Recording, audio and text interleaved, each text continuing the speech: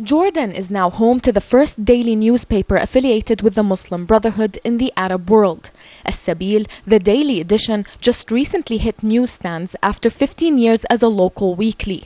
Run by members of the Islamic Action Front Party, As-Sabil received approval to become a daily paper from a reluctant government in November 2008.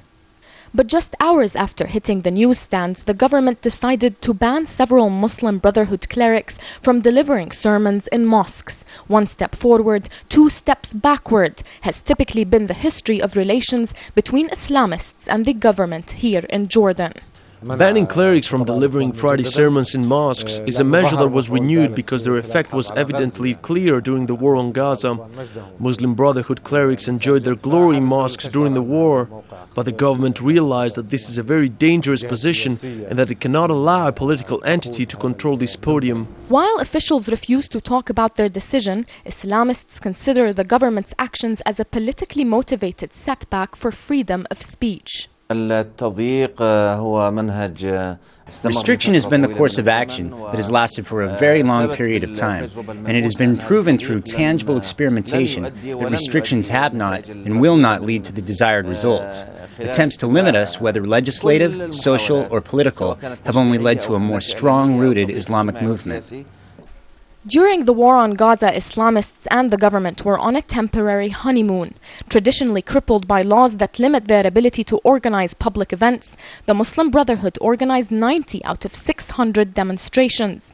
But the honeymoon wouldn't last. The man responsible for Jordan's relations with Hamas, former intelligence chief Mohammed al-Dahabi, was removed from his post during the first week of the war on Gaza, an indication that the government had decided to distance itself once again from Hamas.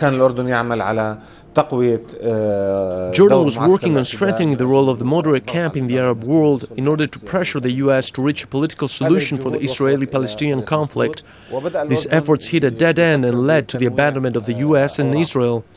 Jordan started reshuffling its diplomatic cards and opened channels with opposition forces such as Hamas through Lieutenant Dahabi. But he may have gone too far in warming relations with Hamas, and the war on Gaza perhaps confirmed that view. Tolerance of Jordanian popular sympathy for Gaza is one thing, but allowing political demonstrations in support of Hamas is another.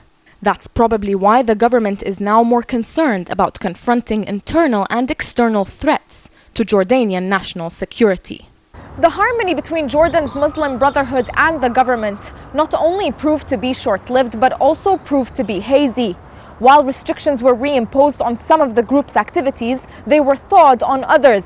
In many ways, the state of Jordan's relations with Hamas reflects on its relations with the Muslim Brotherhood. However, the future of such relations remains unknown, especially after Jordan decided to end its brief flirtation with Hamas. Nisreen, el-Shamayleh, Al Jazeera, Amman.